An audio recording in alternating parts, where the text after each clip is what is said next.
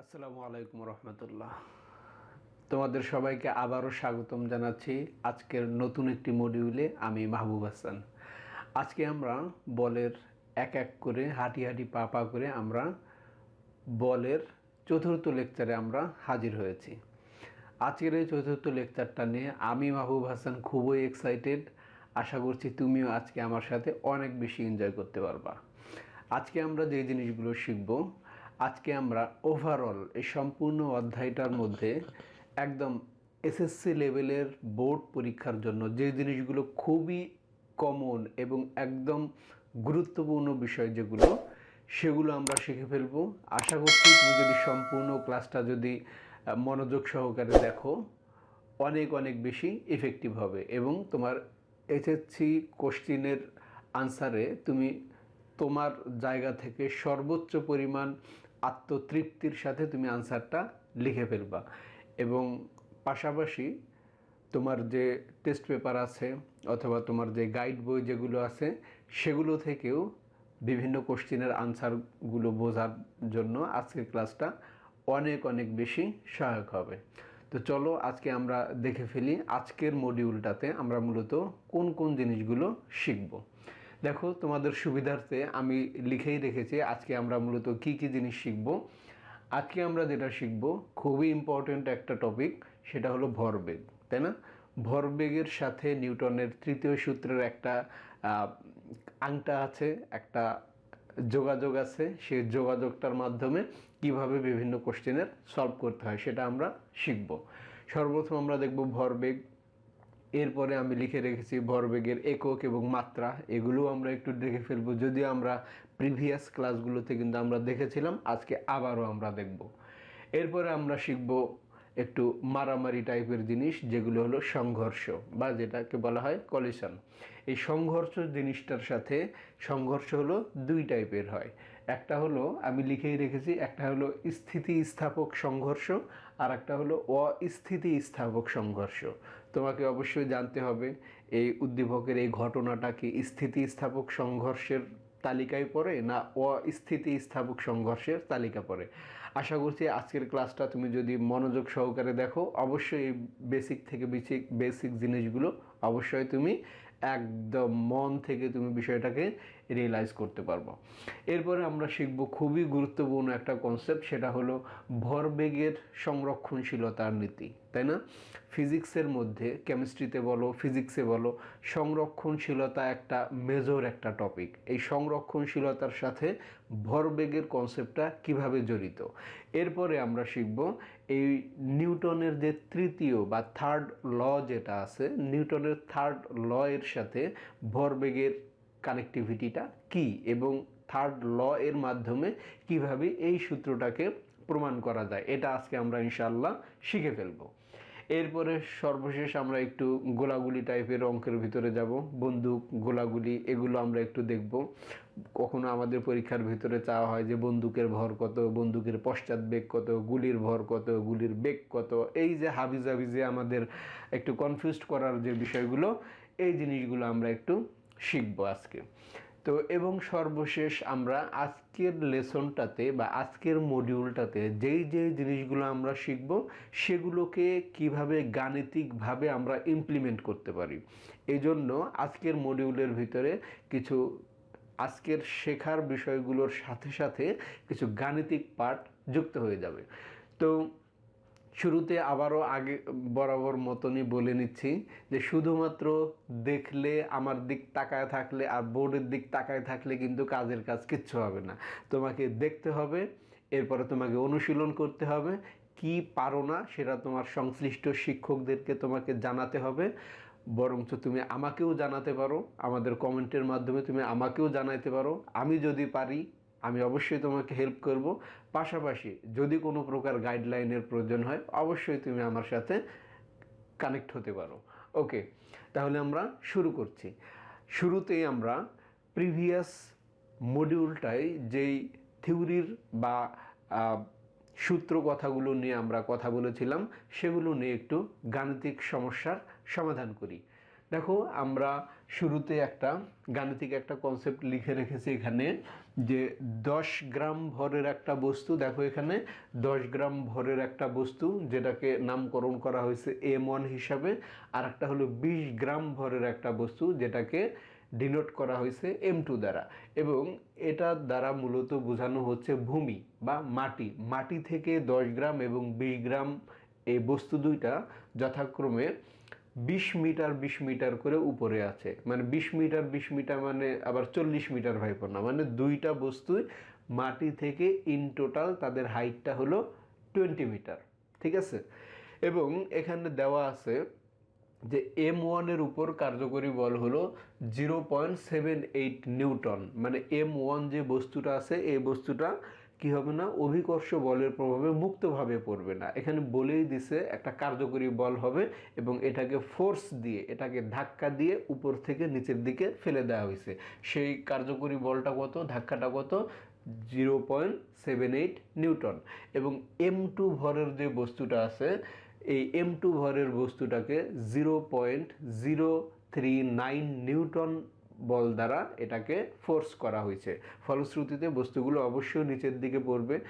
এখন আমাদের কোশ্চেনটা কি, এতক্ষণ তো অঙ্কটা বুঝলাম তাই না, আমাদের কোশ্চেনটা হলো কোন বস্তুটি আগে মাটিতে পৌঁছাবে। মানে M1 ভরের বস্তুটা আগে ভূমিতে আসবে নাকি M2 ভরের বস্তুটা আগে ভূমিতে আসবে।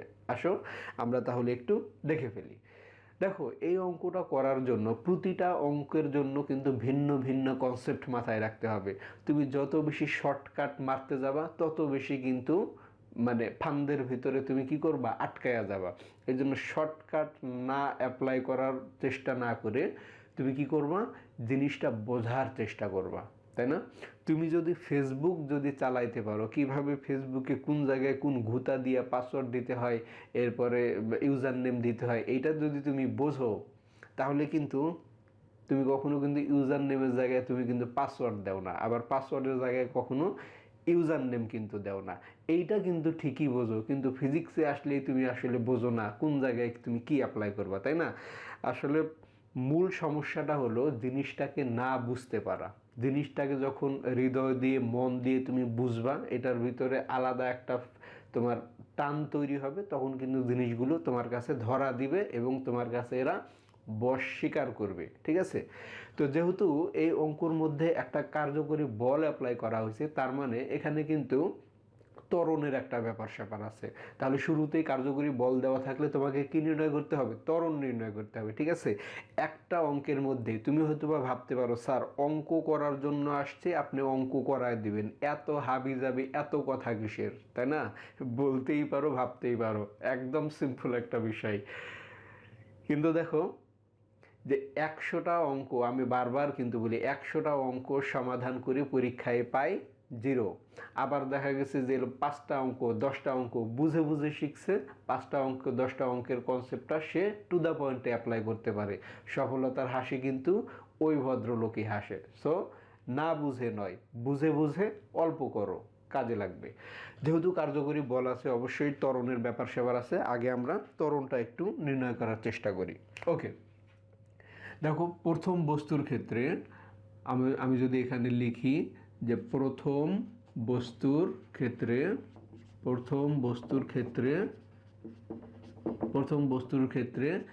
F is equal to M A. যেহেতু প্রথম বস্তু তাহলে F1 সমান M1 A1 আমি দিয়ে দিলাম। আচ্ছা, এখান থেকে যদি আমি A1টা যদি বাহির করতে চাই, F1 ডিভাইডেড বাই M1, তাহলে F1 এর মান কত, প্রথম বস্তুর উপর কার্যকরী বল কত, এই যে 0.78 নিউটন, 0.78। ওকে, আর M1 কত, M1 মানে হলো 10 গ্রাম। তুমি তো ফিজিক্সের স্টুডেন্ট, তুমি জানো না গ্রামে যদি দেওয়া থাকে ওটাতে কেজিতে কনভার্ট করে কিভাবে, 1000 দিয়ে ভাগ করে। 1000 মানে কি 10⁻3, যখন 1000 উপরে যায় কি হয়, মাইনাস হয় 10⁻, তাহলে আমরা লিখতে পারি 10 ইন্টু 10⁻⁻3, মানে কি গ্রামকে আমি কেজিতে কনভার্ট করে দিলাম। ওকে, তাহলে এই 0.78কে যদি 10 ইন্টু 10⁻3 দিয়ে যদি আমি ভাগ করি, তাহলে আমার আনসারটা কত হচ্ছে, আমার আনসারটা হচ্ছে 7.8 7.8, অবশ্যই ত্বরণের একক কি মিটার পার সেকেন্ড স্কোয়ার। ঠিক আছে, তাহলে আমি কিন্তু অলমোস্ট প্রথম বস্তুটার বা M1 বস্তুটার ত্বরণ পেয়ে গেলাম। ত্বরণ যদি পেয়ে থাকি আমি, তাহলে এখান থেকে আমি কি করতে পারি, এখান থেকে কিন্তু আমি এই বস্তুটার কি বাইর করতে পারি, সময়ের ভ্যালুটা বা টি এর ভ্যালুটা কিন্তু বাইর করতে পারি। যেহেতু উপর থেকে নিচের দিকে, তাহলে আমরা কোন সূত্র ইউজ করব, S is equal to UT plus half AT square? No, এটা ইউজ করব না। আমরা কোনটা ইউজ করব, H is equal to UT plus half G T square. যেহেতু প্রথম বস্তু, এই জন্য আমি T1 দিয়ে দিলাম। এইচ এর মান কত, এই যে এইচ এর মান ওরা দিয়ে দিছে, এইচ এর মান হলো 20। ওকে, ইউ এর মান কত, ইউ এর মান যেহেতু বস্তুটা স্থির ছিল, স্টেবল ছিল, তাহলে ইউ এর মান কত, 0 ইন্টু 2 মানে 0, হাফ, এই হলো half into 9.8 into T1 square. Okay, আমি যদি এখান থেকে T1 স্কোয়ারের ভ্যালুটা যদি ক্যালকুলেট করি, দেখি T1 স্কোয়ার, এবার সে আমি সব ক্যালকুলেট করে হইতেছে আমার 20.51, 20.51। ওকে, তাহলে আমার T1 সমান root over of 20.51, that means T1 is equal to 20.51, এটার বর্গমূল করলে আমার হচ্ছে 2.26 সেকেন্ড। দেখছো, আমি কিন্তু প্রথম বস্তুটা বা M1 ভরের বস্তুটা কত সময় পর মাটিতে আসবে সেটা কিন্তু আমি অলমোস্ট বের করে ফেলছি। ঠিক একই রকমভাবে দ্বিতীয় বস্তু বা M2 ভরের বস্তুর ক্ষেত্রে যদি আমি করি, তাহলে দেখো দ্বিতীয় বস্তুর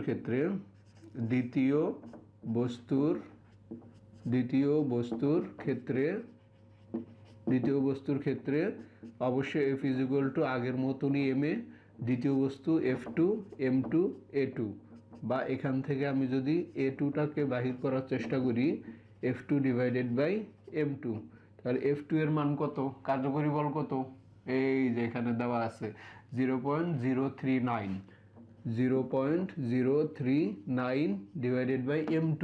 M2 মানে কি 20 গ্রাম, গ্রাম থেকে আবারও কিসে নিতে হবে, বোঝো, কেজিতে নিতে হবে।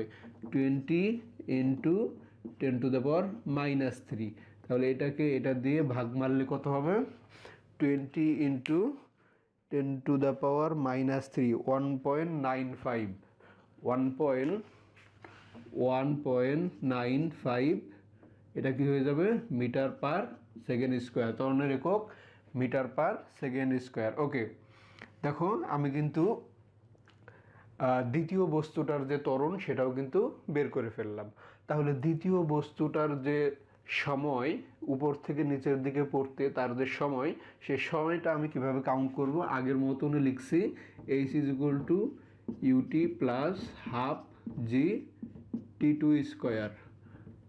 এইচ এর ভ্যালু কত 20, ইউ এর মান কত 0, হাফ, জি এর মান কত 9.8, টি এর মান কত জানি না, তাহলে T2 স্কোয়ার সমান, এটাকে ক্যালকুলেট করলে কি করতে হবে, 9.8কে 0.5 দিয়ে গুণ করতে হবে, এরপরে এটাকে 20কে এটা দিয়ে ভাগ করতে হবে।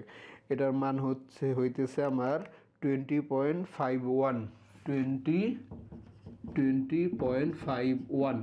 ওকে, এখান থেকে আমি যদি শুধু টি এর ভ্যালুটা যদি নিই, T2 সমান 20.51, দ্যাট মিনস টি এর মানটা কত হচ্ছে 20.51, 20.51কে বর্গমূল করলে হচ্ছে আমার 4.52 এত সেকেন্ড।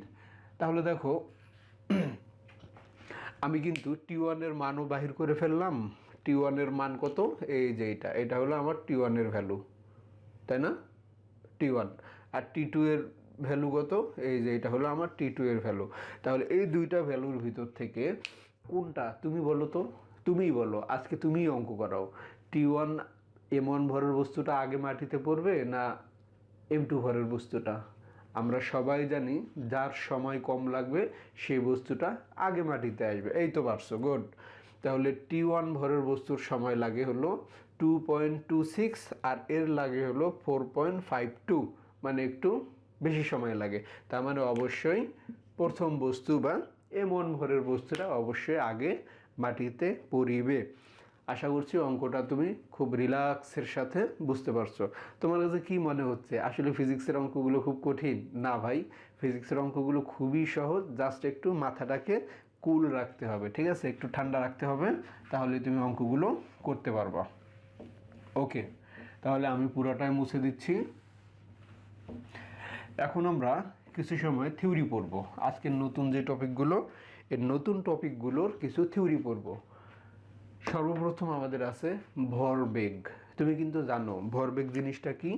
ভরবেগ জিনিসটা হলো, ভরবেগ মানে হলো, ভরবেগ মানে হলো ভর আর বেগ। ভর আর বেগের যে গুণফল সেটাকে আমরা কি বলি? ভরবেগ। ভেরি ইজি, টেনশন নেওয়ার কিচ্ছু নাই, একদম সিম্পল। ভর আর বেগের গুণফলকে বলা হয় ভরবেগ, সিম্পল। ওকে, এখন যদি আমি বলি ভরবেগের এককটা কি হবে স্যার? ভরবেগের একক আগেও আমরা দেখাইছি। ভরের একক কি? কেজি। বেগের একক কি? অবশ্যই মিটার পার সেকেন্ড। তাহলে ভরবেগের একক হবে আমাদের কি? KG metre per second. এটা কি আমাদের ভরবেগের একক।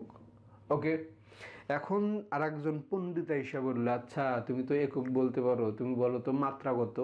ভরবেগের মাত্রা কত? ভরবেগের মাত্রা, ওকে ফাইন। তাহলে মাত্রা যদি আমরা বাহির করি, মাত্রা কি লিখবো? ভর। বেগ, আচ্ছা ভর মানে কি? ম্যাস। তাহলে এই ম্যাস বা ভরের মাত্রা কি? বড় হাতের এম।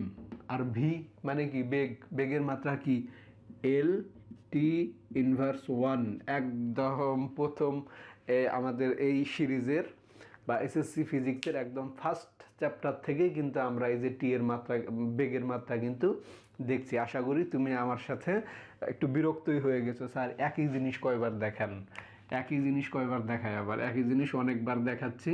ভরবেগকে কি দ্বারা প্রকাশ করা হয়? পি দ্বারা। হ্যাঁ, তাহলে আমরা একটা থার্ড ব্র্যাকেট দিয়ে দিব। এই হলো আমাদের ভরবেগের মাত্রা। অনেকবার দেখাচ্ছি, অনেকবার দেখাচ্ছি, একই জিনিস বারবার দেখাচ্ছি, যাতে কিনা তোমার একদম হৃদয়ের ভিতরে বিষয়টা গেঁথে যায়। এজন্যই তো সায়েন্সের স্টুডেন্টদের রেজাল্টগুলো তুলনামূলকভাবে ভালো হয়, যে একই কথা বারবার রিপিট হইতে থাকে। কাদের কাছে মনে হয়? যারা মনোযোগ দিয়ে দেখে। আর যারা নতুন দেখবে আজকে, তাদের কাছে এই বিষয়টা হয়তো বা একটু জটিল এবং কঠিন হবে। আমরা কিন্তু দ্বিতীয় অধ্যায় এগুলো নিয়ে ফুললি ডিসকাস করছি। ওকে, তাহলে আমরা মোটামুটি দেখে ফেললাম ভরবেগ কি। ভরবেগ হলো ভর এবং বেগের গুণফল, এটাকেই ভরবেগ বলে। ভরবেগকে কি দিয়ে প্রকাশ করে? পি। পি, প্রিয়র পি দিয়ে ভরবেগকে প্রকাশ করে। আচ্ছা, ভরবেগের একক কি? ভরবেগের একক হলো, ভরের একক হলো কেজি, বেগের একক মিটার পার সেকেন্ড। সো ভরবেগের একক কি? KG metre per second. মাত্রা কি হবে ভাই? ভরবেগের মাত্রা কি হবে? ভরের মাত্রা হলো বড় হাতের এম, বেগের মাত্রা হলো এল টি ইনভার্স 1। তাহলে ভরবেগের মাত্রা কি হবে? এম এল টি ইনভার্স 1। ওকে ওকে, আচ্ছা এখন আমরা একটু সংঘর্ষ বা একটু ঠেলাঠেলিতে চলে যাই, ঠিক আছে? সংঘর্ষ জিনিসটা কি? সংঘর্ষ হলো একটার সাথে আরেকটা ধাক্কা লাগা বা কলিশন হওয়া। এই কলিশন বা সংঘর্ষগুলো সাধারণত আমার থেকে তোমরা অনেক বেশি জানো যে কত রকমের সংঘর্ষ হতে পারে, তাই না?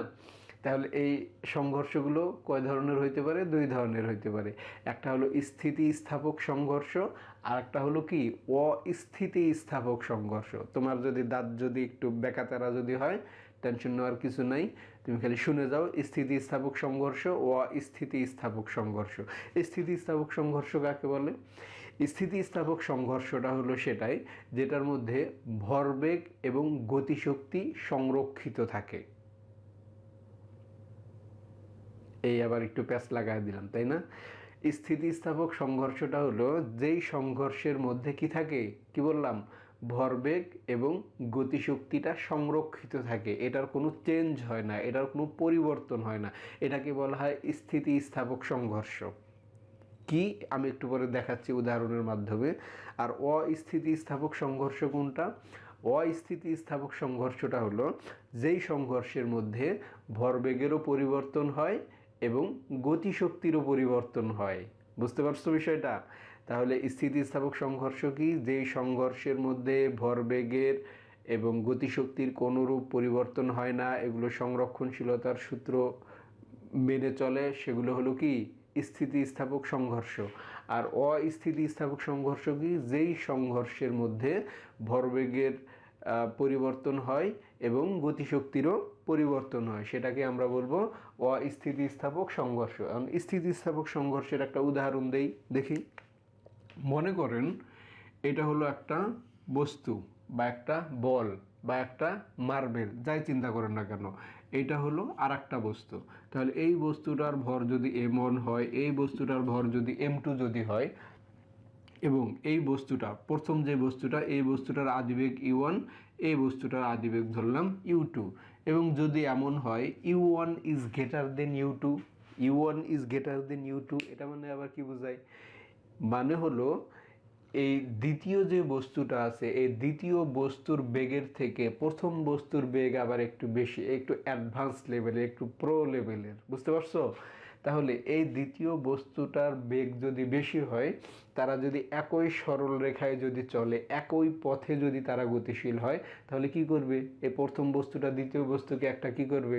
একটা ধাক্কা দিবে। তাহলে ধাক্কা দিলে কি হবে? ধাক্কা দিলে এও দৌড় দিবে, এও কিন্তু দৌড় দিবে, হয়তোবা তাদের পরবর্তী বেগের পরিবর্তন হবে। ধাক্কা খাওয়ার পরে, ধাক্কা লাগার পরে তাদের কি হবে? বেগের পরিবর্তন হবে। কিন্তু এরা কিন্তু কেউ কিন্তু থেমে থাকবে না, এরা কিন্তু যার যার মতো আবার গতিশীল থাকবে, তাই না? তাহলে এটা হলো একটা স্থিতিস্থাপক সংঘর্ষ, মানে এদের ভরবেগটাও ফিক্স থাকবে। ধাক্কা খাওয়ার আগে এদের যে ভরবেগ, ধাক্কা খাওয়ার পরেও বা সংঘর্ষের পরেও এদের ভরবেগটা সেম থাকবে। গতিশক্তির ক্ষেত্রেও ধাক্কা খাওয়ার পূর্বে বা সংঘর্ষের পূর্বে তাদের যে গতিশক্তি ছিল, ধাক্কার পরে বা সংঘর্ষের পরেও এদের গতিশক্তি সেম থাকবে, গতিশক্তির কোনো পরিবর্তন হবে না। এটা হলো স্থিতিস্থাপক সংঘর্ষ। আচ্ছা, অস্থিতিস্থাপক সংঘর্ষ কোনগুলো? তোমাদের পরীক্ষায় যে কোশ্চেনগুলো হয়, এগুলো হলো অস্থিতিস্থাপক সংঘর্ষ। কোনগুলো? মনে করো একটা ট্রাক আসতেছে, একটা মাইক্রোবাস আসতেছে, দুইজন দুই দিক থেকে আসতেছে, একেবারে সামনাসামনি একদম মানে ঘর্ষণ লাগায় দিছে, সামনাসামনি একদম সংঘর্ষ হয়ে গেছে। যখনই সামনাসামনি ঘর্ষণ হবে, তখন কি হবে?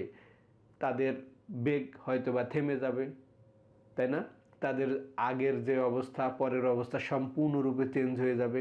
তো এই ধরনের যে সংঘর্ষ বা কলিশন, এগুলোকে আমরা বলবো অস্থিতিস্থাপক সংঘর্ষ। তাহলে আরেকবার বলছি, স্থিতিস্থাপক সংঘর্ষটা হলো একটা বস্তুকে ধাক্কা দিবে, ধাক্কা খাওয়ার পরে আবার তারা নিজেদের মতো দৌড় শুরু করে দিবে, এটা হলো স্থিতিস্থাপক সংঘর্ষ।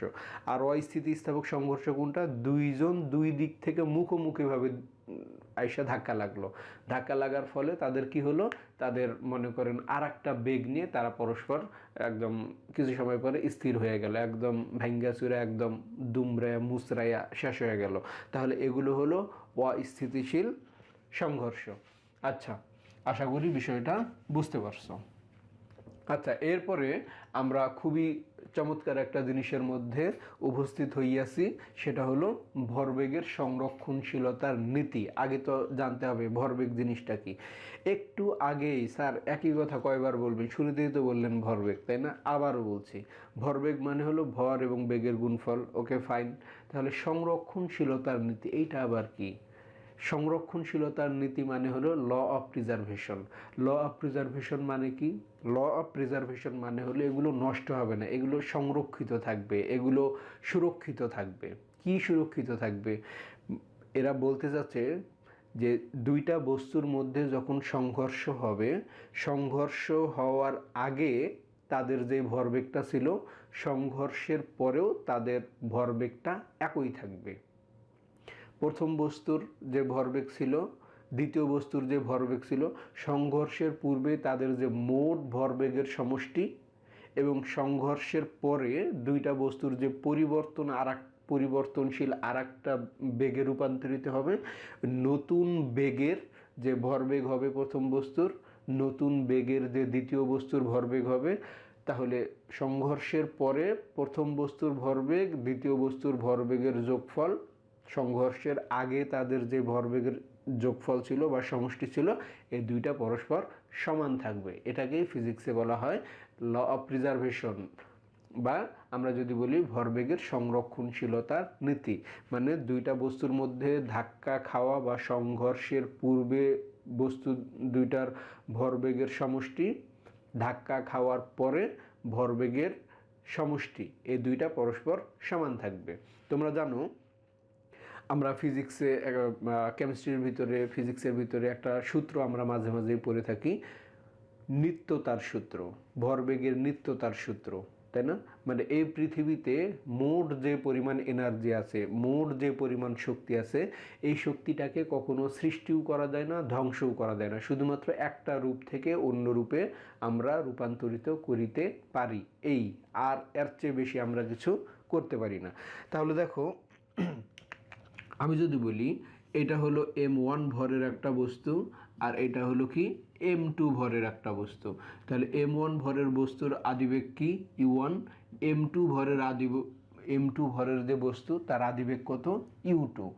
ওকে ফাইন, তাহলে আগের মতনই u1 যদি বেশি হয় বা প্রথম বস্তুর বেগ যদি বেশি হয়, তাহলে প্রথম বস্তু কি করবে, দ্বিতীয় বস্তুকে একটা ধাক্কা দিবে। ধাক্কা যখন খাবে তখন তো m1 তো m1ই থাকবে, তাই না? m2 তো m2ই থাকবে। বস্তুর তো আর কোনো পরিবর্তন হবে না, ভরের তো পরিবর্তন হবে না, কিসের পরিবর্তন হবে, বেগের পরিবর্তন হবে। ধাক্কা খাওয়ার পরে ধরে নিলাম m1 ভরের বস্তুটার বেগ আগে ছিল u1, u1 তো আর থাকবে না, ধাক্কা লাগছে, তার বেগ হয়তোবা বাড়বে, হয়তোবা কমবে। ধরে নিলাম m1 ভরের বস্তুর বেগ হয়ে গেল v1, আর m2 ভরের বস্তুর বেগ হয়ে গেল v2। এখন তুমি আমাকে বলো তো, এই প্রথম বস্তুর ভরবেগ কত? তুমি জানো তো, তাই না? ভরবেগ মানে হলো ভর আর বেগের গুণফল। তাহলে ভর কত m1, বেগ কত u1। তাহলে এই m1 u1 হয়ে গেল প্রথম বস্তুর ভরবেগ, কখন? ধাক্কা বা সংঘর্ষের পূর্বে। এখনো তো তারা ধাক্কা খায়নি, তাই না? আর দ্বিতীয় বস্তুর যদি ভরবেগ বাহির করি m2 u2, এটা হলো দ্বিতীয় বস্তুর ভরবেগ। এরপরে এই যে কন্ডিশন, এটা হলো সংঘর্ষ, সংঘর্ষ, সংঘর্ষ, ওকে, সংঘর্ষ। তাহলে m1 v1, m1 v1টা কি স্যার? m1 v1টা হলো সংঘর্ষ বা ধাক্কা লাগার পরে তাদের যে বেগের পরিবর্তন হয়েছে, ওই বেগ নিয়ে আমি নতুন করে আর একটা ভরবেগ বানাইছি, প্রথম বস্তুর ধাক্কার পরের ভরবেগ। আর m2 v2, m2 v2টা কি? m2 v2টা হলো ধাক্কা খাওয়ার পরে দ্বিতীয় বস্তুর ভরবেগ। এখন তুমি যদি এটা যোগ করে দাও, এইটা আর এইটা যদি যোগ করে দাও, তাহলে ভরবেগের সংরক্ষণশীলতার নীতি বলতেছে এইটা আর এইটা পরস্পর কি হয়ে যাবে, সমান হয়ে যাবে। ভরবেগের সংরক্ষণশীলতার সূত্র কি বলছে? ধাক্কা খাওয়ার পূর্বে বা সংঘর্ষের পূর্বে দুটি বস্তুর ভরবেগের সমষ্টি ধাক্কার পরের ভরবেগের সমষ্টির সমান হবে। তাহলে দেখো তো কথাটা মিলে কিনা। প্রথম বস্তুর ভরবেগ দ্বিতীয় বস্তুর ভরবেগ কখন? ধাক্কার পূর্বে। প্রথম বস্তুর ভরবেগ দ্বিতীয় বস্তুর ভরবেগ ধাক্কার পরে, তাহলে কি থাকবে? সমান থাকবে। এটাই তো সংরক্ষণশীলতার নীতি। সংরক্ষণ মানে কি? সমান থাকবে, কোনো চেঞ্জ হবে না। তাহলে সমান সমান দিয়ে আমরা লিখতে পারি m1 u1 plus m2 u2 সমান m1 v1 plus m2 v2। Okay fine. তাহলে এইটা হলো আমাদের ভরবেগের সংরক্ষণশীলতার একটা সূত্র। তাহলে আমি একটু সুন্দর করে এখানে একটু লিখে দিচ্ছি, m1 u1 plus m2 u2 is equal two m1 v1 plus m2 v2। ওকে, তাহলে এটাকে কি বলা হয়? এটাকে বলা হয় ভরবেগের সংরক্ষণশীলতার সূত্র। ওকে, এখন আমাদের পরীক্ষার মধ্যে মাঝে মাঝেই আমাদেরকে একটু বিভিন্ন প্রকার টেস্ট করে, ঠিক আছে? আমাদের আইকিউগুলোকে টেস্ট করে, যে আমাদের স্টুডেন্ট সমাজের বা ছাত্র সমাজের আইকিউ ঠিক আছে কি না, আমরা যে তাদেরকে 2 বছর আমরা তাদেরকে টিচিং দিলাম, এই 2 বছরের টিচিং কি তাদের মস্তিষ্কের ভিতরে এখন পর্যন্ত বর্তমান আছে কি না, বর্তমান আছে কি না এটার জন্য তারা কি করে আমাদেরকে বিভিন্নভাবে নাজেহাল কইরা ছাড়ে, তাই না? নাজেহাল হওয়ার কিচ্ছু নাই। আমাদের কিভাবে নাজেহাল করতে চায়, বলে যে নিউটনের 3য় সূত্রের মাধ্যমে ভরবেগের সংরক্ষণশীলতার সূত্র প্রমাণ করে দেখাও। দেখছো কোন দিক দিয়ে আবার কি মারতেছে, নিউটনের 3য় সূত্রের মাধ্যমে ভরবেগের সংরক্ষণশীলতার সূত্র প্রমাণ করে দেখাও। আচ্ছা দেখি আমরা পারি নাকি। ভরবেগের সংরক্ষণশীলতা পড়ছি, স্থিতিশীল, অস্থিতিশীল, সংঘর্ষ, একক, মাত্রা সবই পড়ছি মোটামুটি নিউটনের 3য় সূত্র। আচ্ছা বলো তো, তুমি তো প্রিভিয়াস ক্লাসগুলো অবশ্যই করছো তাই না? একদম পইরা তো মনে হয় একদম অনেক কিছু করে ফেলাইছো। আচ্ছা দেখি, নিউটনের 3য় সূত্র হলো F1 সমান -F2। গাণিতিকভাবে যদি লিখি F1 সমান -F2, তাই না? তাহলে এখানে একটা জিনিস কিন্তু বলা হচ্ছে যে প্রত্যেক ক্রিয়ারই একটি সমান এবং বিপরীত প্রতিক্রিয়ামূলক বল আছে। প্রত্যেক ক্রিয়ারই একটি সমান এবং সমান বিপরীত প্রতিক্রিয়া। বিপরীত কেমনে বলছেন স্যার? এই যে মাইনাস আছে এজন্য বিপরীত। প্রত্যেক ক্রিয়ারই একটি সমান এবং বিপরীত প্রতিক্রিয়ামূলক বল আছে। ওকে, তাহলে এই জায়গার মধ্যে আমরা যদি এরকম লিখি, এফ মানে কি এম এ, আবার মাইনাস থাকলো, এফ মানে কি এম এ, তাহলে যেহেতু এটা F1 তাহলে M1A1, F2 M2A2। ওকে, তাহলে M1 এর মানে কি, এ মানে কি ত্বরণ, ত্বরণ মানে কি তুমি আগেই জানো, এ সমান V - U/T। এটা তোমার জানার উচিত বা জানার থাকার কথা। তাহলে আমরা এর পরিবর্তে কি লিখতে পারি, V - U/T। কোন ভি স্যার? এটা হলো প্রথম বস্তু বা A1 এর ক্ষেত্রে, তাহলে V1 U1/T। স্যার T1 লিখলেন না? না, T1 লিখবো না। কেন লিখবো না বলতেছে, ওয়েট। তাহলে M2 এর পরিবর্তে এর সমান কি V - U/T। তাহলে A2 মানে V2 U2। T1 T2 লিখলেন না কেন স্যার? T1 T2 লিখবেন না? না, T1 T2 লিখবো না। কেন লিখবো না? T1 আর T2 সমান। কে বলছে স্যার? এই যে দুইটা বস্তু, একটা বল দিয়ে আর একটা বলকে তুমি যখন ধাক্কা দিলা তখন কি হয়েছে বলো তো? ক্রিয়া প্রতিক্রিয়া। যত সময় ধরে একটা বস্তু আর একটা বস্তুকে ধাক্কা দিছে, ঠিক ওই সময়ে অপর একটা বস্তু বা অপর একটা মার্বেল ওই সময় কিন্তু তাকে কিন্তু ওই সময় ফোর্সটা কিন্তু ব্যাক করে দিছে, তাই না? তাহলে T1 এবং T2 কি সমান? তাহলে দুইটা যদি সমানই হয় তাহলে T1 T2 লেখার কোনো যৌক্তিকতা আছে? নাই তো। এই কারণে উভয় ক্ষেত্রে আমরা TT লিখে দিছি। সহজ ভাষায় তুমি যদি না বোঝো, সহজ কথায় বলি যে যতক্ষণ ধরে একটা বস্তু আর একটা বস্তুকে ধাক্কা দিছিল ওই সময় ধরে একটা বস্তু আর একটা বস্তুকে কি করছিল, ফোর্সটা ব্যাক করে দিছিল। ক্রিয়া প্রতিক্রিয়া সমান, এই জন্য টি আর এই টি সমান। তাহলে এটা যদি সমান হয় এটা আমরা বাদ দিয়ে দিলাম। তাহলে এখানে যদি আমরা গুণ করে দেই, M1 V1 minus M1 U1 সমান মাইনাস M2 V2 মাইনাসে মাইনাসে প্লাস M2 U2, তাই না? মাইনাসগুলোকে এক পাশে নাও, মাইনাসগুলোকে এক পাশে, এই ইয়াগুলোকে এই পাশে নিলে কি হয়, M1 V1 plus M2 V2 সমান M2 U2। এটার এই পাশে নিয়ে আসলে কি হয়ে যাবে, প্লাস হয়ে যাবে M1 U1। দেখছো? তাহলে এটা কি হয়ে গেল, M1 V1 plus M2 V2 সমান M2 U2 plus M1 U1, মানে M1 U1 M2 U2 মানে কি, ধাক্কার পূর্বে প্রথম বস্তুর ভরবেগ, ধাক্কার পূর্বে দ্বিতীয় বস্তুর ভরবেগ সমান ধাক্কার পরে প্রথম বস্তুর ভরবেগ, ধাক্কার পরে দ্বিতীয় বস্তুর ভরবেগ। তাহলে কি হয়ে গেল, সমান হয়ে গেল।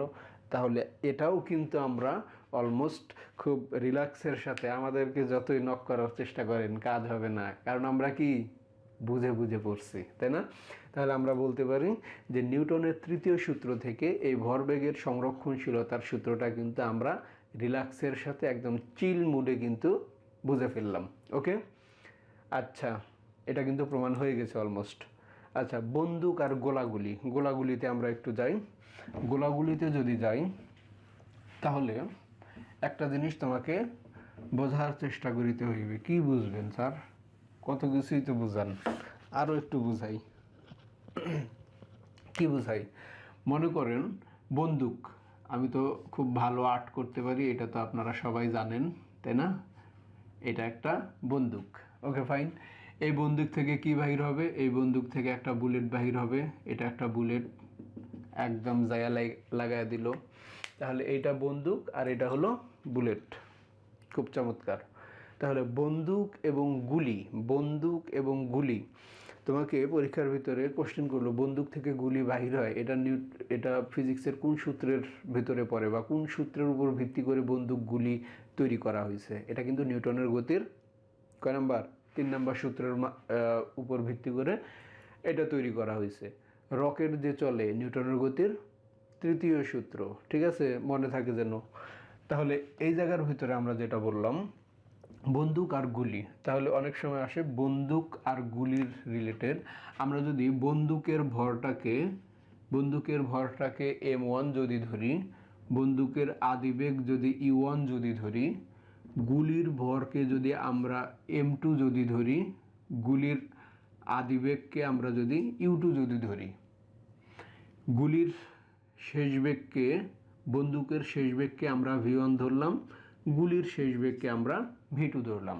তার মানে ওয়ান রিলেটেড যেগুলোর নিচে ওয়ান আছে সেগুলো বন্দুকের সাথে সংশ্লিষ্ট, যেগুলোর সাথে 2 আছে সেগুলো কি গুলির সাথে সংশ্লিষ্ট।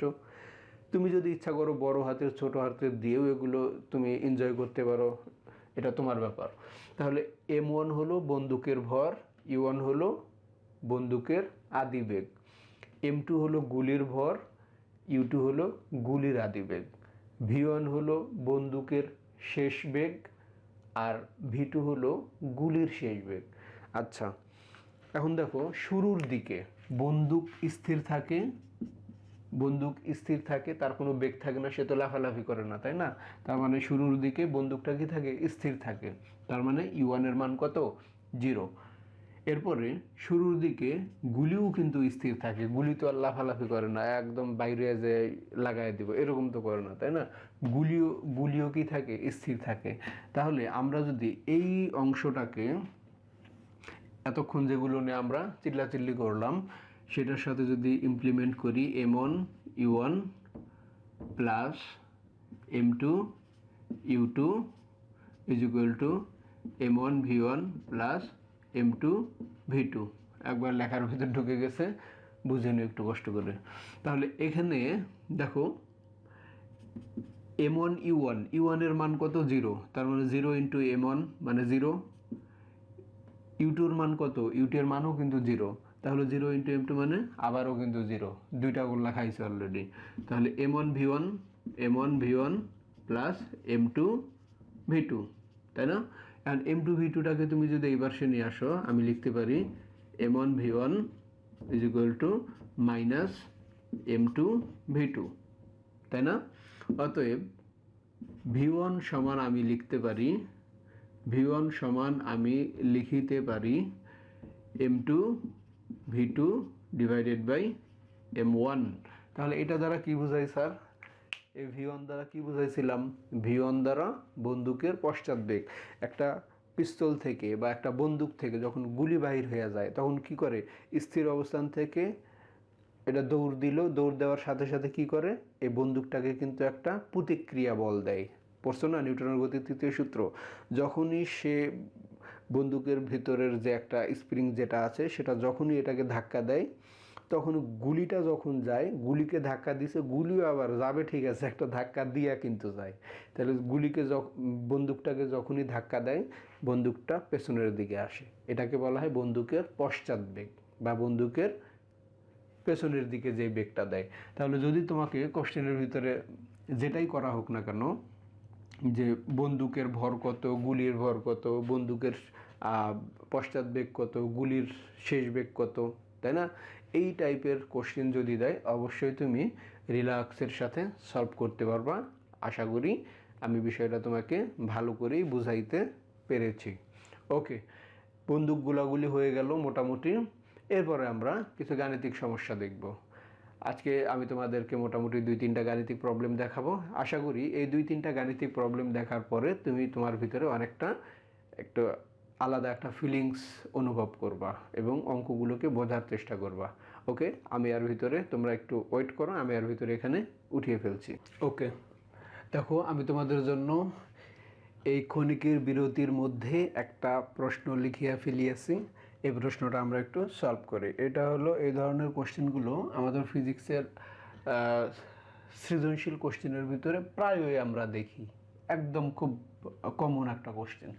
স্থির অবস্থান থেকে যাত্রা শুরু করে 600 কেজি ভরের একটি truck 0.2 metre per second square সুষম ত্বরণে 60 সেকেন্ড চলার পর 400 কেজি ভরের একটি স্থির গাড়ির সাথে ধাক্কা খেয়ে একত্রে 7.2 মিটার পার সেকেন্ড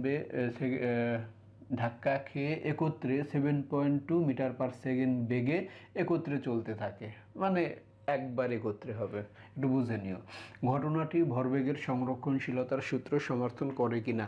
তোমরা যারা এসএসসি লেভেলে পড়ছো, তোমরা যদি তোমাদের টেস্ট পেপারগুলো যদি দেখো অথবা বিভিন্ন বোর্ডের কোশ্চেনগুলো যদি দেখো, অবশ্যই দেখবা কি এই টাইপের কোশ্চেনগুলো অবশ্যই আছে। আমি তো আর মঙ্গল গ্রহ থেকে এটা আনিনি, তাই না? কোশ্চেন বোর্ডের কোশ্চেনের ভিতরে এগুলো আছে। তো দেখি কি কি এখানে দেওয়া আছে সেটা একটু লিখি। আচ্ছা, এখানে যেহেতু দুইটা বস্তু আছে, আমরা দুইটার ক্ষেত্রে একটু লিখে নিচ্ছি। ট্রাকের ক্ষেত্রে এই ট্রাক ভদ্রলোকের কি আছে, ট্রাকের ক্ষেত্রে ট্রাকের ক্ষেত্রে কি কি দেওয়া আছে? স্থির অবস্থান থেকে, তার মানে তার আদিবেগ হলো কত? আদিবেগ হলো আমাদের u1 সমান 0। যাত্রা শুরু করে 600 কেজি ভরের একটি ট্রাক, তার মানে ভর m1 সমান 600 কেজি। Okay fine. এরপরে কি করছে? ট্রাক এত সুষম ত্বরণে, তার মানে এর মানটা হলো আমাদের 0.2 মিটার পার সেকেন্ড স্কোয়ার। মনে থাকার জন্য এককগুলো লিখতে ভুল করবা না। 60 সেকেন্ড চলার পর, তার মানে t সমান 60 সেকেন্ড। ওকে, এরপরে কি করছে? 400 কেজি। ট্রাকের ইনফরমেশন মোটামুটি শেষ। এরপরে কার সাথে ধাক্কা খাইছে? স্থির গাড়ি। গাড়ির ক্ষেত্রে আমরা লিখি গাড়ির ক্ষেত্রে। গাড়ির ক্ষেত্রে কি কি দেওয়া আছে? গাড়ির ক্ষেত্রে দেওয়া আছে স্থির গাড়ির সাথে, তার মানে এই গাড়িরটা কি স্থির। ওকে, ধাক্কা খেয়ে একত্রে কত কেজি? এই গাড়ির ভর কত? 400 কেজি ভরের একটি স্থির গাড়ির সাথে, তার মানে এটা আমরা ধরলাম m2 সমান 400 কেজি। ওকে, ধাক্কা খেয়ে কি হয়েছে? 7.2 মিটার পার সেকেন্ড বেগে। এই বেগটা কিন্তু কিসের নয়? ট্রাকেরও নয়, এই বেগটা কিন্তু গাড়িরও নয়, এটা হলো মিলিত বেগ। ঠিক আছে, এটা নতুন একটা জিনিস, এটা আমরা লিখি মিলিত বেগ। মিলিত বেগ v সমান 7.2 মিটার পার সেকেন্ড, এটা হলো মিলিত বেগ। আচ্ছা, ভরবেগের সংরক্ষণশীলতা, এই যে স্ট্রিম বা উদ্দীপক তুমি দেখছো বা একটা ঘটনা প্রবাহ তুমি দেখছো, এই জায়গার মধ্যে বিষয়টা কি ভরবেগের সংরক্ষণশীলতার সূত্র অনুসরণ করে কি না, এটা হলো আমাদের কোশ্চেন। দেখি আমরা কিভাবে সলভ করি। তাহলে দেখো, এই জায়গায় গাড়িটা যেহেতু একটা ত্বরণ আছে, তাই না? গাড়িটার যেহেতু একটা ত্বরণ আছে, ত্বরণ থাকা মানে কি? তার অবশ্যই একটা বেগ থাকবে। তার মানে আমরা এখান থেকে v = u + at, এটা আমরা আগে বের করে নিই। u মানে কি? u মানে তো 0। a মানে কি? a মানে হলো কত? 0.2। কত সময় ধরে চলছিল এই গাড়িটা? 60 সেকেন্ড। ট্রাকটা 60 সেকেন্ড ধরে চলছিল। তাহলে এখান থেকে 0.2 × 60 একটু ক্যালকুলেশন করে দেখি। 0.2 × 60, এটা হইতেছে আমার 12 metre per second. 12 metre per second. তার মানে এই ট্রাকের ধাক্কার পূর্বে তার বেগটা হয়েছিল কত? ধাক্কার পূর্বে তার বেগটা হয়েছিল 12 মিটার পার সেকেন্ড। ওকে, তাহলে আমরা এখানে লিখতে পারি সংঘর্ষের পূর্বে ভরবেগ। সংঘর্ষের পূর্বে ভরবেগ কত? সংঘর্ষের পূর্বে ভরবেগ m1 v1 + m2 v2। সংঘর্ষের পূর্বে ভরবেগ কত? m1 v1 plus m2 v2। ওকে, তাহলে আমরা এটা ইউজ করি। m1 মানে কি? m1 মানে হলো 600, তাহলে 600 ইন্টু v1 মানে কি? v1 মানে হলো 12 প্লাস m2 মানে কত? 400 ইন্টু v2 মানে কি? স্থির, তাই না? তোমরা খেয়াল করছো এই গাড়িটা কি ছিল সংঘর্ষের পূর্বে? এই গাড়িটা কি ছিল সংঘর্ষের পূর্বে? আমাদের এই গাড়িটা কিন্তু স্থির ছিল। তাহলে স্থির থাকার কারণে এর বেগটা কি হয়ে গেল? 0 হয়ে গেল। তাহলে এটা 0 হয়ে গেল। 6 12 কত? 72। এই 72, এই 2 শূন্য লাগিয়ে দিলাম। তাহলে এটা কি? ভরবেগ। যেহেতু ভরবেগ, ভরবেগের একক কি? KG metre per second.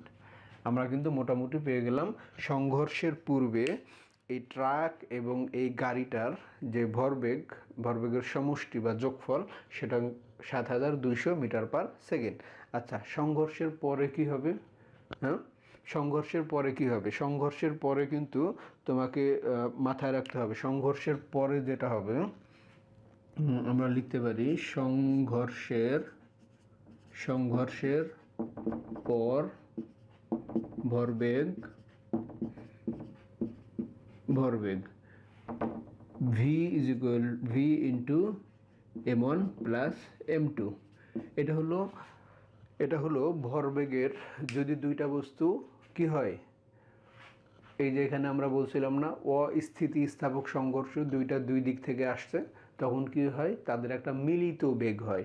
আর মিলিত বেগের ক্ষেত্রে সূত্রটা হয় m1 u1 plus m2 u2 is equal two v into m1 plus m2। কেন v into m1 into m2? তাহলে ভি হওয়ার কারণ হলো দুইটা যখন একটা আর একটার সাথে যখন লেগে যায়, তখন একটা যেটার বেগ বেশি থাকে সেটা কিন্তু আর একটাকে কিন্তু ঠেলে অন্যদিকে কিন্তু নিয়ে যায়, তখন দুইটা কিন্তু একই বেগে কিন্তু যাইতে থাকে। আর দুইটা যেহেতু একসাথে লেগে যায়, তখন তাদের দুইটা ভর কিন্তু একসাথে যুক্ত হয়। যুক্ত হওয়ার পরে কিন্তু একটা বেগে কিন্তু বড় বেগটা ছোট বেগটাকে কিন্তু অপোজিটে নিয়ে যায়। তাহলে ভি এর মান কত? এই ভিটা হলো আমাদের এই মিলিত বেগ। দেখছো এখানে আমরা লিখে রাখছিলাম, সেই ভিটা হলো মিলিত বেগ 7.2। ওকে, এটার সাথে আমরা যোগ করে দিব m1 প্লাস m2।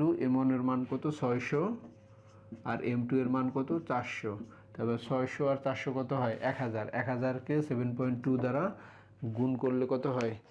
1000 ইন্টু 7.2। ওকে, 7200। আবারও আগের মতো 7200। ভরবেগের একক হলো কেজি মিটার পার সেকেন্ড। ভরবেগের একক কি? ভরবেগের একক হলো কেজি মিটার পার সেকেন্ড। তাহলে আমরা বুঝতেই পারলাম যে এই ট্রাক এবং এই গাড়িটার মধ্যে সংঘর্ষের পূর্বের ভরবেগ, সংঘর্ষের পরের ভরবেগ পরস্পর সমান। ঠিক আছে, তাহলে আমরা মোটামুটি অঙ্কটা করে ফেললাম। আশা করছি তোমাকে আমি যথাযথভাবে অঙ্কটা বুঝাইতে পারিয়াছি। ওকে, আচ্ছা, আমি এটা মুছে দিলাম। তাহলে এখান থেকে তুমি নতুন আর একটা কনসেপ্ট মোটামুটি পেয়ে গেলা, যে যখন অস্থিতিস্থাপক সংঘর্ষ যখন কাজ করে, অস্থিতিস্থাপক সংঘর্ষ যখন কাজ করে, তখন কি হয়? তারা মিলিত বেগে চলতে থাকে। আর মিলিত বেগের ক্ষেত্রে ফর্মুলাটা কি বললাম? মিলিত বেগের ক্ষেত্রে m1 u1 plus m2 u2 is equal two v into m1 plus m2। এটা হলো মিলিত বেগের ক্ষেত্রে এই সূত্রটা কাজ করতে হবে।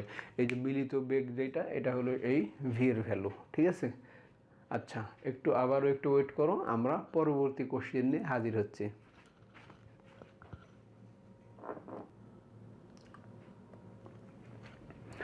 ওকে, দেখো আমরা আর একটা অঙ্ক নিয়ে আবার হাজির হয়েছে। অঙ্কটা কি? গাছের ডালে বসা, বড় করে একটা মাত্রা দিয়ে দিয়েছে না, আবার বাংলা একাডেমির লোকেরা ধরতে পারে। গাছের ডালে বসা 1.975 কেজি ভরের একটি পাখিকে 0.025 কেজি ভরের একটি বুলেট 400 মিটার পার সেকেন্ড বেগে আঘাত করে। বুলেট পাখির ভেতর রয়ে গেলে, বুলেট পাখির ভিতর রয়ে গেলে মানে কি? পাখির ভিতরে বুলেট, এই অবস্থায় পাখিটা গতিশীল, তার মানে কি? মিলিত বেগ। বুঝছেন কিন্তু? রয়ে গেলে পাখির অনুভূমিক বেগ কত? মিলিত বেগ, এই ভি এর মানটা বাহির করতে বলছে। ডালটি মাটি হতে 313.6 মিটার উপরে হলে পাখিটি কত দূর সামনে গিয়ে মাটিতে পড়বে। তার মানে বিষয়টা সিনারিটা হলো এরকম, এখানে একটা গাছ, এই গাছের এখানে মনে করেন একটা পাখি, এটা হলো একটা পাখি, এই পাখিটাকে কি করছে একটা বুলেট, শয়তান বুলেট এখানে এসে পাখিটার ভিতরে লাগছে। ফলশ্রুতিতে পাখিটা কি করছে, মাটিতে যখন পড়বে সে কিন্তু ডিরেক্টলি এরকম পড়বে না, সে কিন্তু এইরকমভাবে কিন্তু মাটিতে পড়বে, তাই না? বলছে যে হলো অনুভূমিক বেগ কত, মানে এই ভি এর মানটা চাইছে, এবং এরপর বলছে যে কত দূর মাটিতে গিয়ে পড়বে, মানে এখান থেকে কতটুকুন দূরে, গাছের গোড়া থেকে কতটুকুন দূরে গিয়ে মাটিতে পড়বে, এটা আমাদের বাইর করতে হবে। আর এখানে উচ্চতা কত দেওয়া আছে, এটা উচ্চতা দেওয়া আছে 313.6 মিটার। ঠিক আছে, আচ্ছা আমরা এখন অঙ্কটা দেখে ফেলি। আচ্ছা আমি শুরুতেই ধরে নিচ্ছি এখানে পাখির ভর m1 সমান 1.975 কেজি। এটা হলো পাখির ভর, পাখিটা যেহেতু স্থির ছিল তার মানে E1 কত, 0। এরপর এটা কি, এত কেজি ভরের বুলেটের ভরকে আমি M2 ধরছি 0.025 কেজি। এটা হলো বুলেটের ভর। কি বেগে বুলেটটা যাচ্ছিল, এটা হলো আমাদের, এটা কি বেগে, U2 বেগে। U2 মানে হলো 400 মিটার পার সেকেন্ড, এটা হলো আমাদের বুলেটের বেগ। তার মানে এখান থেকে আমাদের কি বাইর করতে হবে, ভি বাইর করতে হবে, কতটুকু দূরত্ব যাবে, এস এর ভ্যালুটা বাইর করতে হবে। ওকে, আচ্ছা সর্বপ্রথম যেহেতু মিলিত বেগ বলে দিছে, পাখির ভিতরে বুলেট নিয়ে পাখিটা সামনের দিকে গেছে, তাহলে আমরা শুরুতেই লিখতে পারি মিলিত বেগের ফর্মুলাটা আমরা আগে শিখে ফেলছি, m1 u1 plus m2 u2 সমান v into m1 plus m2। এটা হলো আমাদের মিলিত বেগের ফর্মুলা। তাহলে এখান থেকে আমরা যদি v যদি বাহির করে নেই, তাহলে আলটিমেটলি ফর্মুলাটা দাঁড়ায় এরকম, m1 u1 plus m2 u2 divided by m1 plus m2। Okay, তাহলে m1 কত, m1 হলো 1.975 ইন্টু u1 এর মান কত, 0, বাকিটা স্থির ছিল। m2 এর মান কত, 0.025 ইন্টু বেগ কত 400 ডিভাইডেড বাই দুইটার ভর, প্রথমটার ভর কত 1.975 প্লাস দ্বিতীয়টার ভর হলো 0.025। আচ্ছা এবার ক্যালকুলেশনের পারা, ক্যালকুলেশন করো, তোমরাও করো আমিও করি, এটার বিশাল ক্যালকুলেশন তাই না। ও প্রথম তো 0ই হচ্ছে, 0 গেল 0.025 ইন্টু 400 ডিভাইডেড বাই 1.975 প্লাস 0.025, তাহলে এটার মান আসতেছে আমার 5 মিটার পার সেকেন্ড।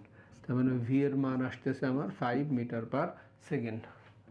ওকে, আচ্ছা এটা হলো আমাদের ভি এর মান হলো 5 মিটার পার সেকেন্ড। আমরা অলমোস্ট কিন্তু এই অংশটা পেয়ে গেলাম। অনুভূমিক বেগ কত, এই অনুভূমিক বেগ হলো 5 মিটার পার সেকেন্ড। ওকে, এখন আমাদের আরেকটা জিনিস লাগবে, এস এর মানটা লাগবে, তাই না? এস এর মান লাগবে। এস এর মান বাহির করার জন্য আমাকে যেটা করতে হবে, আমাকে একটা ফর্মুলা ইউজ করতে হবে। এইচ ইজ ইকুয়াল টু, তোমরা জানো H is equal to UT plus half G T square, তাই না? এইচ মানে কতটুকুন উপরে আছে, এই যে 313.6, তাহলে এটা লিখে দিলাম 313.6, ইউ এর মান কত 0 ইন্টু টি মানে 0 plus half into 9.8 into T square. ওকে, এখান থেকে আমি টি স্কোয়ারের ভ্যালু বাইর করব। টি স্কোয়ার কত হচ্ছে, ক্যালকুলেশন করি। আচ্ছা, ডিভাইডেড বাই হাফ ইন্টু 9.8, আমার টি এর ভ্যালু বাইর হচ্ছে 64। তাহলে আমি যদি শুধু টিটাকে বাইর করতে চাই, √64, মানে এখানে হইতেছে 8 8 64, তার মানে 8 সেকেন্ড। তার মানে টি এর ভ্যালু আমি পাইলাম 8 সেকেন্ড। টি তো আমাকে বাহির করতে বলেনি, তাই না? তাহলে টি বাহির করলাম কেন?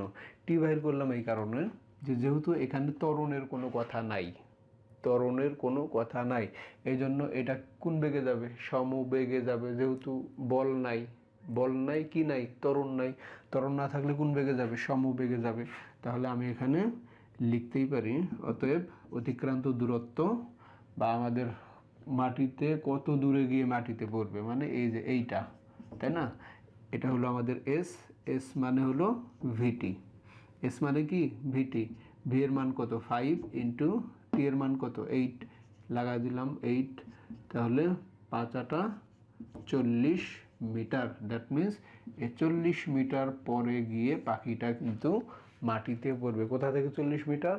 গাছের গোড়া থেকে 40 মিটার দূরে গিয়ে কিন্তু এই পাখিটা পড়বে। খেয়াল করছো?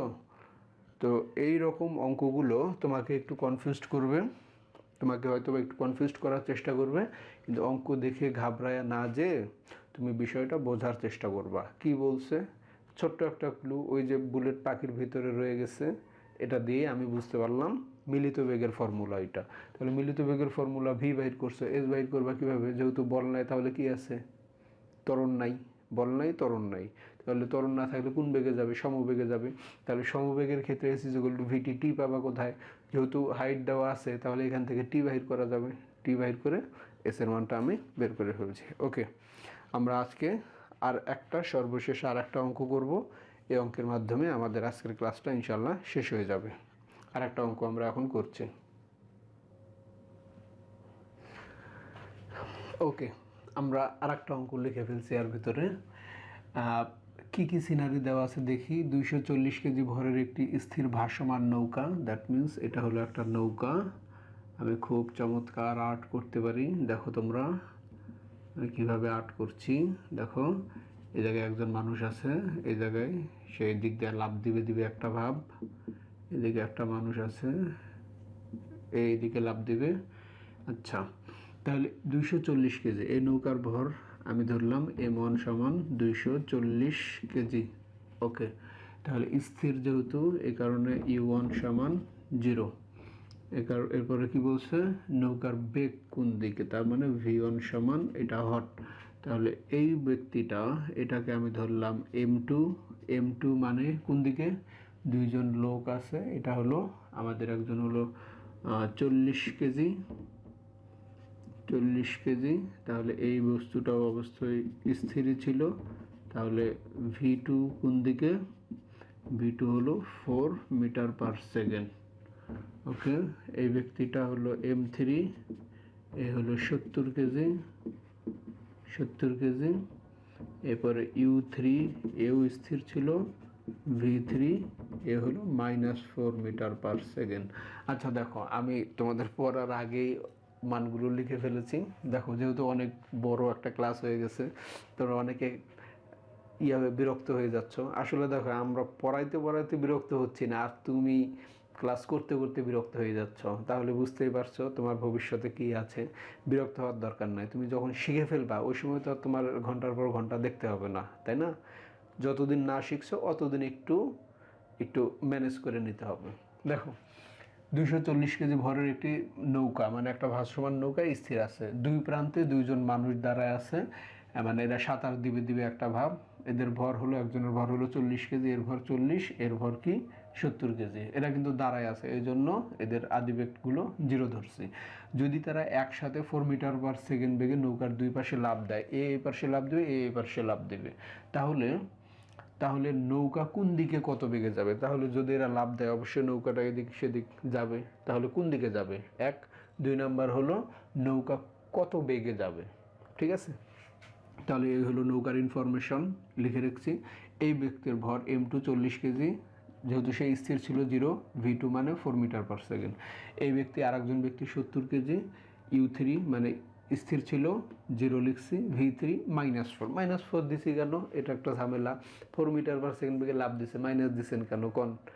মাইনাস দিছে এই কারণে যে একজন এই দিকে আর একজন এই দিকে, দুইজন তো দুই দিকে লাভ দিবে, কারণ একটা পজিটিভ আর একটা কি নেগেটিভ, এই জন্য একটা মাইনাস দিছি। এখন তোমাকে আগেই বলে নিচ্ছি, উত্তরটা যদি নৌকার বেগ কোন দিকে বলছে না, কোন দিকে দিক যখন তোমাকে বলতে হবে, উত্তরটা যদি নেগেটিভ আসে তাহলে নেগেটিভের দিকে, উত্তর যদি পজিটিভ আসে তাহলে পজিটিভের দিকে আসলে নৌকার ডিরেকশনটা তুমি কাউন্ট করবা। আচ্ছা ঠিক আছে, তাহলে আমরা লিখে ফেলি। আমাদের সূত্রটা কি ছিল? এমন বিশাল একটা সূত্র, ভরবেগের সংরক্ষণশীলতার নীতি। অবশ্যই নৌকা থেকে লাফ দেওয়া, এটাও কিন্তু নিউটনের গতির তৃতীয় সূত্র, মানে ভরবেগের সংরক্ষণশীলতার নীতি। m1 u1 plus m2 u2 plus m3 u3 is equal two m1 v1 plus m2 v2 plus m3 u3। Okay fine. তাহলে প্রথম অংশটা দেখো, u1 এর মান 0, u2 এর মান 0, u3 এর মান 0, তার মানে এই অংশটা 0 হয়ে যাবে। এবার সে কি থাকলো? এবার সে থাকলো আমার m1। m1 মানে কি? m1 মানে হলো 240। তাহলে 240, এটার মান হলো v1 প্লাস m2 এর মান কত? 40 ইন্টু এটার বেগ কত? 4 প্লাস m3 এর কত? m3 হলো 70 ইন্টু বেগ কত? -4, তাহলে -4। ওকে, তাহলে দেখো আমি যদি একটু এবার সে যদি নিয়ে আসি, 240 v1 এরপর হইতে 4 16 মানে 160, এরপরে কত হইতেছে? প্লাসে মাইনাসে মাইনাস 4 7 28 মানে 280। ওকে, সমান 0। 240 v1, তাহলে 280 থেকে 160 গেলে কত থাকে বলো? 280 থেকে 160 গেলে একটু ক্যালকুলেশন করি। 280 মাইনাস 160 মানে 120, এটা থাকতেছে আমার 120। তাহলে 120 কি হবে বলো তো? -120 সমান 0। এই এটাকে ওই পাশে নিয়ে যাই। 240 v1 সমান 120, so v1 is equal two 120/240। তাহলে এটাকে 120 ভাগ 240 করলে যেটা আসবে সেটাই হলো তোমার কি আনসার। এটা আমি আর করছি না, অনেক দেরি হয়ে গেছে এমনিতেই। তাহলে v1 এর মানটা যেহেতু পজিটিভ আসছে, তাহলে নৌকাটা কোন দিকে গতিশীল হবে? অবশ্যই এই দিকে, এই ভদ্রলোকের দিকে, মানে 40 কেজির দিকে নৌকাটা ডিরেকশন হবে, দিক হবে। আর নৌকার বেগ কত? নৌকার বেগটা এটাকে ক্যালকুলেশন করলে যেটা আসবে সেটাই হলো নৌকার বেগ। ঠিক আছে? তো অনেক বড় একটা ক্লাসে দীর্ঘ সময় ধরে থাকার জন্য অন্তরস্থল থেকে তোমাকে ধন্যবাদ জানাচ্ছি। তোমার জন্য অনেক অনেক বেশি দোয়া রইল। পাশাপাশি তোমার জায়গা থেকে আগের মতনই সেম ডায়ালগ চেষ্টা চালায় যাও। কোনো প্রবলেম হলে অবশ্যই আমাকে ইনফর্ম করবে। দেখা হবে পরবর্তী ক্লাসে। টিল দেন, আল্লাহ হাফেজ।